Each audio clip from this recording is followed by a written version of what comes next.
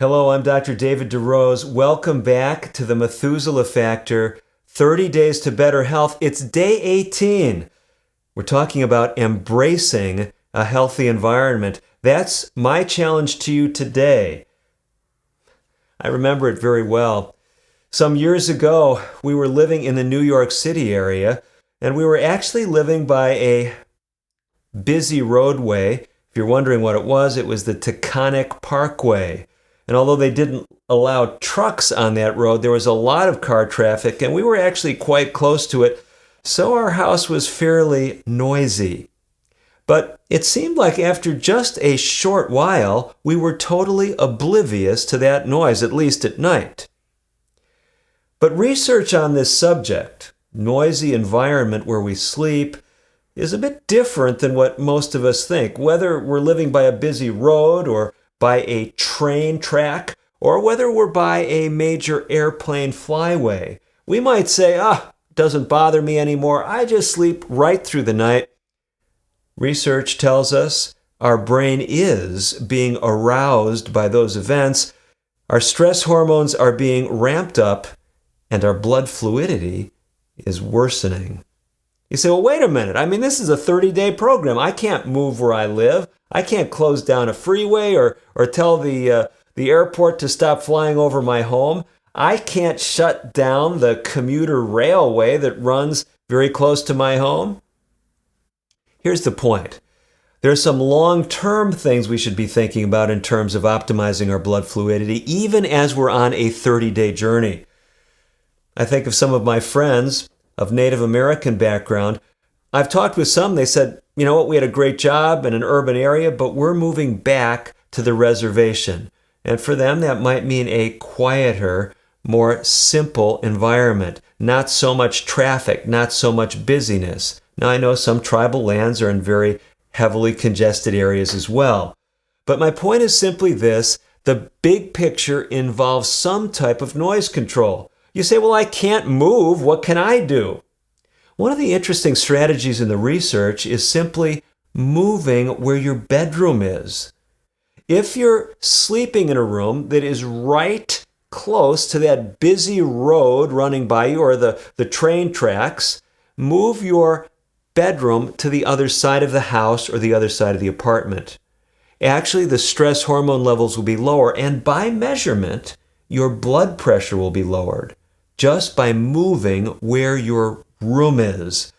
You say, okay, well, that's great, but I live in a one-bedroom apartment. I can't move. And maybe you're in a situation where, hey, it just seems like there's no way you can change the environment even by arranging your sleeping circumstances. Well, then there's a magic strategy that you can use. I use the word magic very lightly, but it just involves getting a couple of earplugs and putting them in your ears. I know this may sound too obvious, but this actually can make a difference in the noise that your brain is perceiving. It can make a difference in your blood fluidity. Well, there's a whole lot more to the environment than noise, but I start with that one because it's an overlooked one. A lot of times we don't think about noise pollution, but it really is important if we're seeking to optimize our blood fluidity. Let me tell you about a couple of other things that are really important. Another one has to do with the air that we breathe. Sure, we talked about tobacco and marijuana smoke and how those things are not beneficial, but air pollution in general worsens our hemorrheology. It worsens our blood fluidity by actual measurement. Again, you say, well, I can't move where I'm staying, but you can do some things. If you're exercising outdoors, you could exercise in times of day when there is less pollution. In the very early morning hours before the morning commute has started, that's going to be a better time. Or you're going to exercise indoors in a place that has a very good filtration system. I want to tell you about another aspect of the environment that often slips off the screen, and that is sunshine exposure. Did you know that if your vitamin D level is low, inflammation will tend to be higher in the body, and hemorrheology, blood fluidity, the Methuselah factor, will suffer? What do? I was not long ago speaking to a group in Michigan.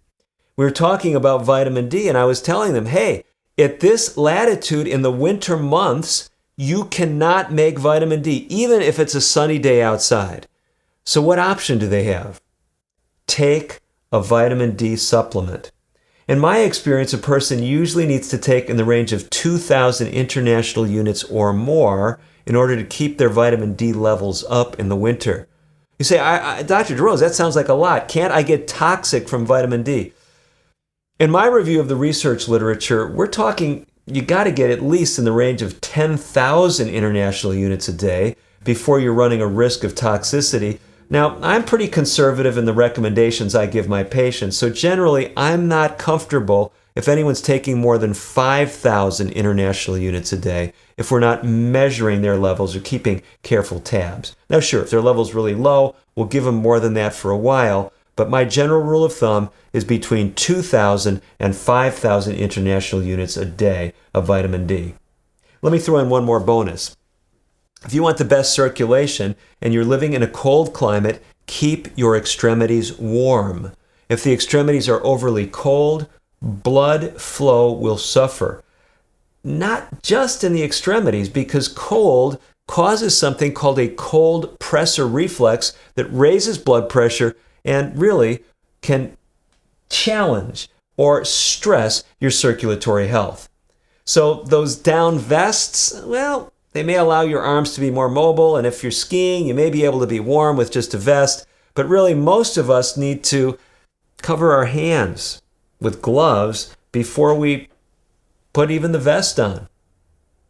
Environment is important if you want optimal blood fluidity. It's important as far as the noise that we hear, the air that we breathe, the sunshine we're exposed to, and even how we dress in cooler weather. All of these things can help you have better blood fluidity, a better Methuselah factor, and better health.